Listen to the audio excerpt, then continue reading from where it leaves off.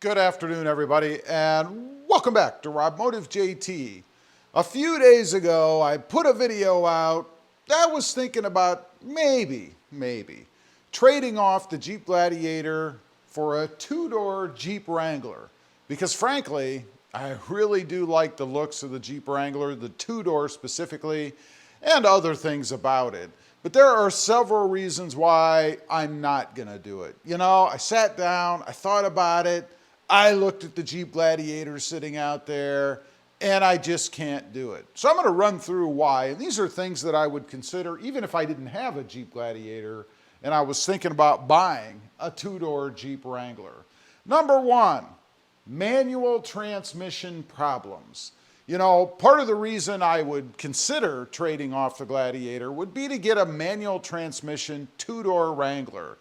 But apparently, at least I've been told, that there is a stop sell, maybe even a stop build, I'm not sure, on the manual transmission for the two-door Wrangler, and maybe even the Jeep Gladiator, I'm not sure, the manual version.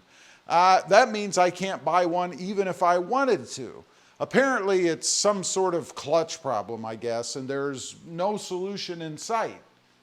How long have we been building manual transmissions? I mean, how can there be no solution? I don't understand that, but it doesn't give me any confidence, even if they solved the problem or said that they did.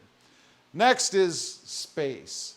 You know, the two-door Wrangler, it looks awesome. Love the looks of it. But let's be honest, there is no room in it compared to the four-door Jeep Gladiator. I mean, when you take a look in here, there's just no space in here, particularly in the back. And how the heck do you get back here anyway? You basically have to be a bit of a contortionist to climb in through that back seat, unless you have the top off. I guess then maybe you could step up on the back tire there and climb in that way, or maybe on the side step and climb over the edge. I don't know, but definitely not as useful by far as the Jeep Gladiator. Hauling capability. Well, this should be quite obvious, right? I mean, there is not much hauling capability with a two-door Jeep Wrangler. You have a little bit of space here in the back, and I mean very little. You could put the seats down and have a little bit more, but honestly, that's about a half of a grocery trip for most people. Not a lot of room to put stuff. Of course, with the Jeep Gladiator, you've got the bed, and with the tonneau cover on it, it gets even more useful because you can keep things secure back there. So there's no way, when you look at hauling versus the two, it has to be the Jeep Gladiator. Next up, handling and ride quality. You know, one of my biggest issues, if I have any others really, with the Wrangler is handling and comfort. You know, the way it's set up, the narrower wheelbase, it loves to ride the cup of the road, right? And all roads are cupped. They're higher in the center, lower on the edges, and the Jeep loves to ride over that. And it can become very annoying depending upon how severe that cupping is. Some roads are worse than others, right? I've driven on roads where I'm constantly fighting the steering wheel, riding side to side. Now, you can alleviate that a little bit by adding some negative offset to the wheels, spread out that wheelbase a little bit. But even so, you're never going to get rid of it. It's always going to be there. And if you're on a road that's more severe, it's not a whole lot of fun.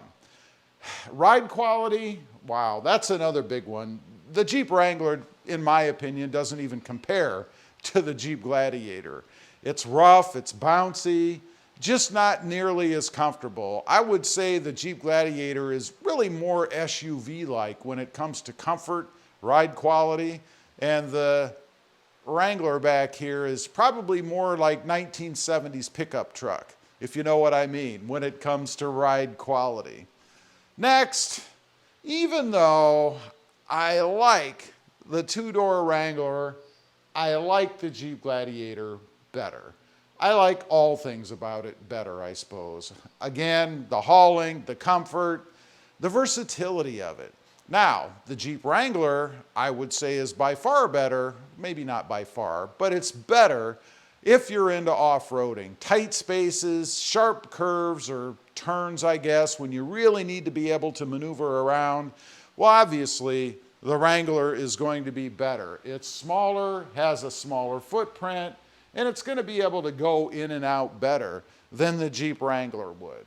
I don't do a lot of that, so that's not really a concern for me. But it would win out if you were a big-time off-roader in areas that were a bit more challenging, I suppose. Lastly, and this is a big one for me, the reliability risk. You know, I mentioned in the beginning about the manual transmission problem. That's something that would scare me off right from the beginning. But reliability for Jeep as a whole. You know, the Gladiator that I have right now doesn't really have any issues. It's got some weird vibration problem that I keep having to feed it fuel injector cleaner, but that solves it. It takes care of it. I haven't had any other issues with that truck. Even the stop-start system so far, fingers crossed, hasn't caused me any check engine lights or auxiliary battery failures. And speaking of that, it seems to me that that starts to show up somewhere in the 3 to 5 year range of ownership. It's like that battery lasts about that long, and then you start to have troubles with that auxiliary battery. Won't hold a charge, gonna throw check engine lights, other problems. If you happen to have that auxiliary bank, it's gonna cause that not to work at certain times, I guess, because apparently that auxiliary battery has to be fully charged for that to work. So I don't really want to start all over and take that gamble. And you know, it's sad really that you have to worry about taking a gamble when you're buying a brand new vehicle, especially today.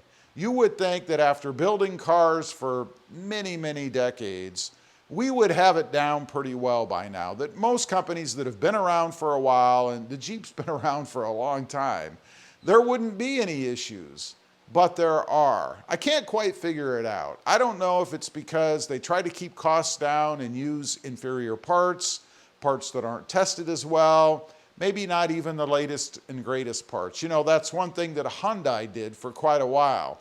They built their cars with not the newest parts or the newest technology out there. That's how they kept their pricing down. I don't know that they're doing that anymore. I don't think so, but it almost seems to me like that's what Jeep does. They use parts that aren't necessarily the latest and greatest or the best that are out there to try to keep their margins up. Who knows? So anyway, no, I am not going to be trading off the Jeep Gladiator for the two-door Wrangler. As much as I really do like the Wrangler and would welcome the chance to mod this thing out, in the form of a new one, of course. This one's already had some things done. And real quick, let me mention, on this particular one, which is my wife's, by the way, we haven't had any issues with it either. No stop-start problems, even though it doesn't seem to work at all anymore, but it doesn't throw any lights or anything, so let's just keep it not working.